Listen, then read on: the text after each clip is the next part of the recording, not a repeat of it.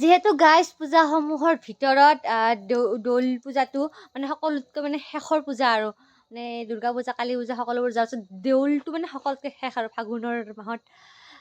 যি নহওক তাৰপাছত নতুন বছৰত বিহু আহিব আৰু পূজা আহিব তো হাই হেল্ল' নমস্কাৰ বন্ধু বান্ধৱীসকল প্ৰথমতে মই মোৰ ইউটিউব চেনেললৈ আপোনাক সকলোকে পুনৰবাৰ স্বাগত জনাইছোঁ তো গাইজ গমটো পাইছেই চাগে মই ভিডিঅ'টো ৰাতি আৰম্ভ কৰিছোঁ এতিয়া মানে গাইজ যিহেতু দেউল উৎসৱ চলি আছে ফাকুৱাৰ উৎসৱ সেয়েহে ভাবিলোঁ অকণমান ফাংচন চাই আহোঁ ভিডিঅ'টো বনাই থাকিলে কিবা কিবি কৰি থাকে তো গাইজ মায়ে মানে ৰেডি হৈ লৈছে মা আৰু মই যাম ভাইটিহঁত অলৰেডি গৈছে তো গাইজ বলক গৈ থাকোঁ ক'ত ফাংচন আছে আপোনালোকক দেখুৱাম তো লেটছ গ' গাইজ ধুনীয়াকৈ আমি আহি পালোঁ মানে বাইক মানে গাড়ী চাড়ী ৰাখি দিলোঁ কাউণ্টাৰত তো এতিয়া গৈ আছোঁ বলক চ' গাইজ ধুনীয়াকৈ আহি পালোঁ পুৰা ডাঙৰিগাঁও মানে দেউল মহোৎসৱ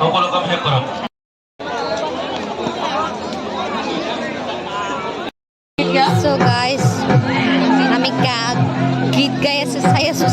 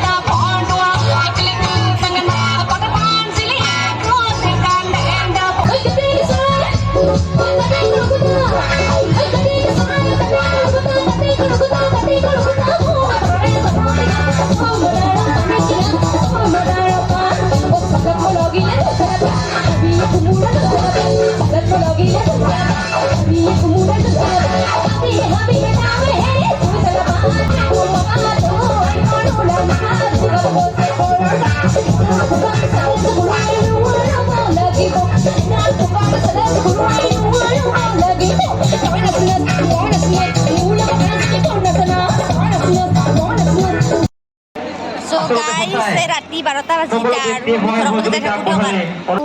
12টা বাজিল গাইজ মই টোপনিয়া লাগছি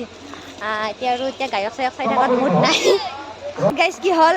এটা আপোনালোকৰ মাজত মানে ইণ্টাৰেষ্টিং কথা এটা শ্বেয়াৰ কৰোঁ মই মানে ভাবি আছিলোঁ তেতিয়াৰ পৰা কৰিম বুলি কিন্তু সবাৰ মাজত মানে কৰা নহ'ল মানুহ বহুত আছে না সেইকাৰণে ওলাই আহি ক'লোঁ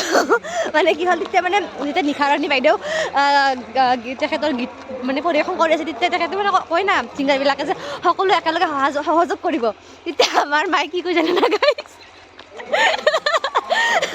মই মানে হাঁহি ৰখাব পৰা নাই মায়ে আমাৰ কি কয় তোক পইচা দি আনছি আমি কিয় সহযোগ কৰিম কি হ'ব গাইজ ওচৰৰে পূজা আহিলোঁ চাবলৈ পপকৰ্ণ এক পেকেট খালোঁ বেলেগ একো নাই এনেই অকণমান আপোনালোকক দেখালোঁ আৰু কি ক'ম আৰু গাইজ ভিডিঅ'টো ইমানেই আছিলে দেউল বুলি আহিলোঁ তো সকলো ভিডিঅ'টো চাই কেনেকুৱা পালে কমেণ্ট কৰি জনাব তো আজি ভিডিঅ'টো ইমানেই আছিলে গাইজ বাই বাই জয় আই অসম গুড নাইট